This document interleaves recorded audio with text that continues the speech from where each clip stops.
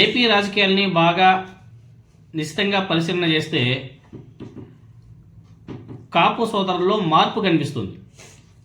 పోయిన ఎన్నికల్లో కాపులంతా కూడా కూటమి పార్టీలకు ఓట్లేసి గెలిపించారు. ఎందుకంటే పవన్ కళ్యాణ్ గారి మహిమ. ఎలాగైనా సరే పవన్ కళ్యాణ్ని ఈసారి ఎమ్మెల్యేగా గెలిపించుకోవాలి, పవన్ కళ్యాణ్ గారిని ఒక సముచిత స్థానంలో చూడాలని చెప్పేసి కాపులందరూ కూడా ఆలోచన చేశారు. సో ఆ వైపుగా అడుగులు వేసి కూటమిని గెలిపించారు. కానీ కూటమి అధికారం చేపట్టినప్పటి నుంచి కాపులకి ఈ కూటమిలో జరుగుతున్న నష్టం, కష్టం అందరూ కూడా చూస్తున్నారు. అదేవిధంగా వైసీపీలో ఉన్నటువంటి కాపు నాయకుల మీద కూటమి ప్రభుత్వం కక్ష కట్టి మరి వాళ్ళ మీద కక్ష సాధింపు చర్యలు కూడా తీసుకుంటుంది. రీసెంట్గా అంబటి రాంబాబు గారు మీకు అందరికి కూడా తెలిసిందే, ఏ విధంగా ఆయన రెచ్చగొట్టారు, ఏ విధంగా ఆయన్ని బూతులతో తిట్టారు, ఆయన ఇంటి మీద దాడి చేశారు. మీరందరూ కూడా చూశారు. ఆయన ఇంటి మీద ఏకంగా పెట్రోల్ బాంబులు వేసి తగలబెట్టడానికి కూడా ట్రై చేశారు. ఇంటి లోపల ఆడవాళ్ళు ఉన్న సంగతిని కూడా మర్చిపోయి విచక్షణారహితంగా ఏ విధంగా దాడులు చేశారో మనందరం కూడా చూసాం. ఆయన ఇంటి మీద దాడులు చేసిందే కాకుండా ఆయన అరెస్ట్ చేసి మళ్ళీ 15-18 రోజులు జైల్లో పెట్టారు. వాళ్ళకి మానసిక సంతృప్తి ఏమో. ఇలా చెప్పుకుంటూ పోతే చాలా చెప్పుకోవచ్చు. కానీ ఈసారి మాత్రం అంటే అది కూటమి ప్రభుత్వం చూశారు కదా, ప్రభుత్వం యొక్క పరిపాలన చూశారు, పవన్ కళ్యాణ్ గారి వ్యవహార శైలి కూడా చూశారు. ఇప్పుడు కాపుల్లో ఒక మార్పు కనిపిస్తుంది. ఈరోజు వంగవీటి రంగా గారి విగ్రహావిష్కరణ కార్యక్రమంలో పాల్గొంటూ ఆయన కొన్ని కీలక వ్యాఖ్యలు కూడా చేశాడు. కాకినాడ జిల్లా పోలవరంలో జరిగినటువంటి వంగవీటి రంగా గారి విగ్రహావిష్కరణలో వంగవీటి రాధా గారు చాలా ఆసక్తికరమైన వ్యాఖ్యలు చేశారు. జక్కంపూడి గణేష్, దాడిశెట్టి రాజాకు మీరందరూ కూడా అండగా నిలవాలి. వాళ్ళు మీకు చాలా అవసరం, వాళ్ళ నాయకత్వం చాలా గట్టిది. మీ ఆశీర్వచనం ఇప్పుడు కూడా వైసీపీ నాయకులైనటువంటి జక్కంపూడి గణేష్, దాడిశెట్టి రాజా మీద ఉండాలని చెప్పేసి కోరుకుంటున్నాను. వారు బలంగా ఉంటేనే రేపు మీకు వాళ్ళు ఏదైనా సరే చేయగలరు. మీరు కష్టాల్లో ఉన్నప్పుడు వాళ్ళు ఆదుకుంటారు అని చెప్పేసి తెలుగుదేశం పార్టీలో ఉన్నటువంటి వంగవీటి రాధా గారు మాట్లాడడం ఇప్పుడు సంచలనంగా మారింది. ఒకసారి వంగవీటి రాధా గారు మాట్లాడే ఒకసారి మీరందరూ కూడా వినండి.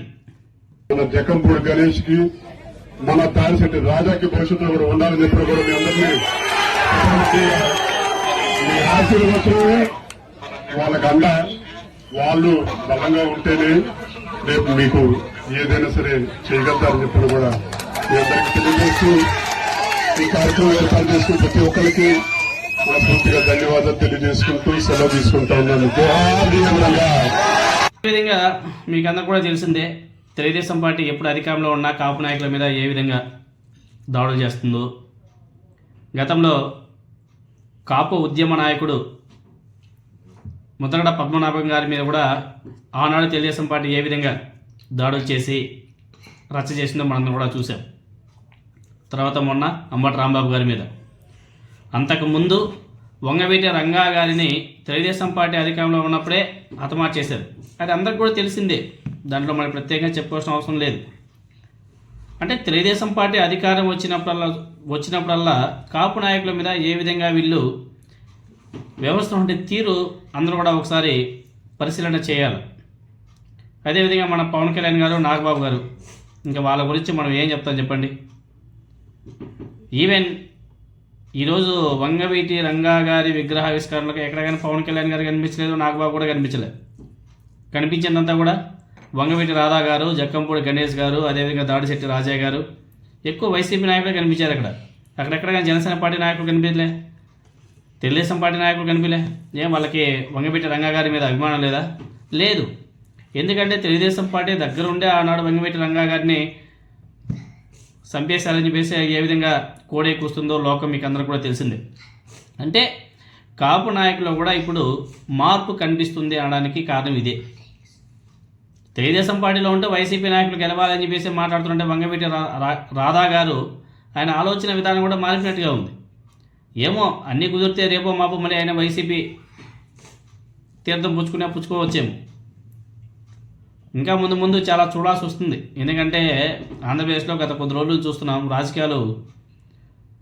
రాజకీయాల్లో చాలా మార్పులు కనిపిస్తున్నాయి. ఎందుకంటే మెయిన్ కాపు సోదరులు, ఎందుకంటే వాళ్ళంతా కూడా పవన్ కళ్యాణ్ని నమ్ముకొని రాజకీయాలు చేశారు. అదేవిధంగా ఒక కాపు సోదరుడు ట్విట్టర్లో ఒక పోస్ట్ కూడా చేశాడు. చాలా గమ్మత్తుగా ఆలోచింపదగ్గ ట్వీట్ అది. మీరందరూ కూడా చూసుకోవచ్చు, అందరూ కూడా వినండి. ఆయన ముద్రగడ పద్మనాభం గారి అభిమాని అనేసి అనుకుంటున్నారు. జై ముద్రగడ, ఆయనే మగోడు, రెడ్డి అనే పేరు మార్చుకొని వాళ్ళకి సపోర్ట్ చేస్తున్నాడు, అంటే వైసీపీకి సపోర్ట్ చేస్తున్నాడు. మనం కూడా వీళ్ళకి సపోర్ట్ చేస్తున్నాం కదా, అంటే తెలుగుదేశం పార్టీకి సపోర్ట్ చేస్తున్నాం కదా, చౌదరి అని మార్చుకుందామా?